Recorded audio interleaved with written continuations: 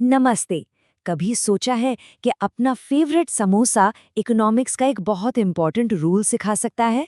हाँ बिल्कुल। आज हम समझेंगे ऐसी ही एक मजेदार चीज, समोसा और लॉ ऑफ डिमांड।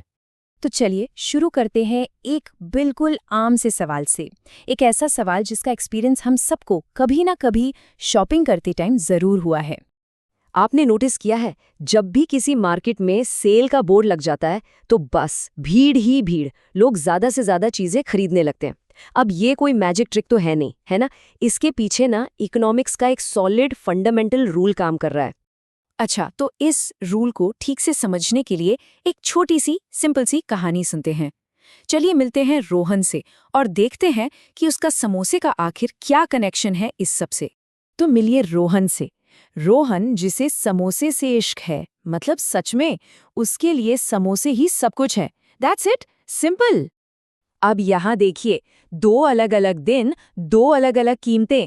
जब समोसा सिर्फ 5 रुपए का था तो रोहन ने आराम से 4 समोसे ले लिए, लेकिन जब वही समोसा 20 रुपए का हो गया तो रोहन ने सोचा, अरे यार ये तो बहुत महंगा हो गया, और उसने सिर्फ एक ही समोसा खरीदा। तो यहाँ एक पैटर्न साफ साफ दिख रहा है ना? जब दाम कम तो खरीदा ज्यादा, जब दाम बढ़ गए तो खरीदा कम। और बस रोहन की ये सिंपल सी चॉइस ही हमें इकोनॉमिक्स के एक बहुत ही इम्पॉर्टेंट नियम तक ले आती है। इसी को कहते हैं डिमांड का नियम या द लॉ ऑफ डिमांड। तो ये लॉ ऑफ डिमांड कहता क्या है? बिल्कुल सिंपल है।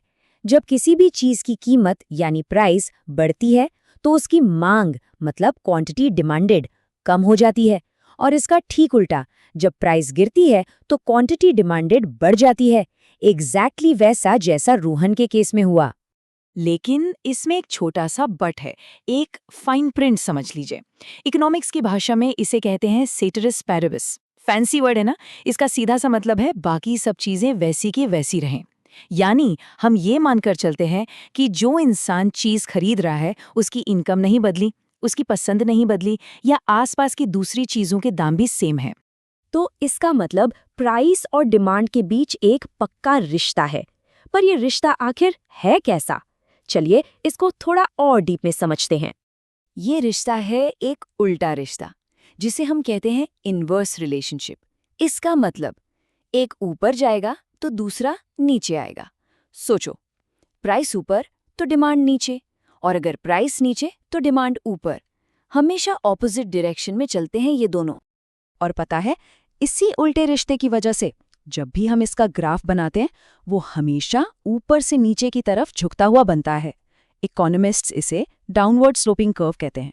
बेसिकली इस इनवर्स रिलेशनशिप को आंखों से देखने का एक तरीका है ये। ओके, काफी थ्योरी हो गई। अब इस पूरी कहानी को वापस अपनी रियल लाइफ में लाते हैं, क्योंकि इकोनॉमिक्स यार सिर्फ किताबों में थोड़ी ना होती है।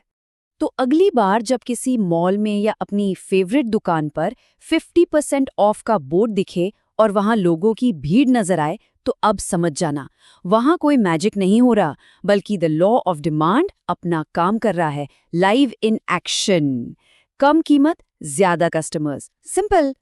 तो ये तो साफ हो गया कि प्राइस कम होने पर डिमांड बढ़ती है। लेकिन एक सवाल है, सोचिए जरा, क्या हमेशा ऐसा ही होता है?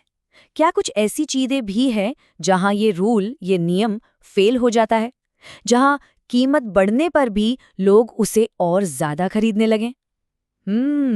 ये एक काफी इंटरेस्टिंग सवाल है ना?